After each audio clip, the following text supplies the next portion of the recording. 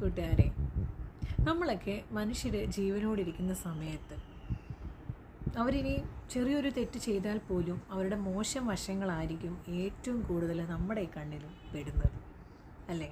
ആ മോശ പ്രവൃത്തികളിലൂടെ ആയിരിക്കും നമ്മൾ അവരെ വിലയിരുത്തുന്നത്.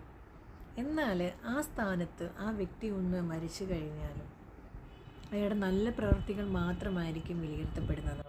അയാളിനി എത്രയ്ക്ക് മോശം കാര്യങ്ങൾ ചെയ്തിട്ടുണ്ട് എങ്കിലും അയാളുടെ നല്ല വശങ്ങൾ മാത്രമായിരിക്കും ആ സമയത്ത് വിലയിരുത്തുന്നതും.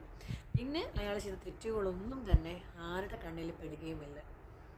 ശരിയല്ലേ ഞാൻ പറഞ്ഞത്? നിങ്ങൾക്ക് എന്താ തോന്നുന്നത്? എന്തുകൊണ്ടാണ് ഇങ്ങനെ ചിന്തിക്കുന്നത്, എന്തുകൊണ്ടാണ് ഇങ്ങനെ പ്രവർത്തിക്കുന്നത് എന്താണുള്ളത് ആർക്കും അറിയില്ല.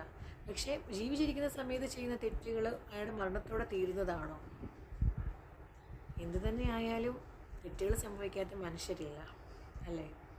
അങ്ങനെയുള്ളപ്പോൾ ജീവിച്ചിരിക്കുന്ന സമയത്ത് അത് തിരുത്താൻ അവർക്കൊരവസരം കൊടുത്താലും അതൊന്ന് മാറ്റി പറയാൻ അവസരം കൊടുത്താലും അവരിൽ വലിയ ചേഞ്ചസൊക്കെ ഉണ്ടാകുമായിരിക്കും.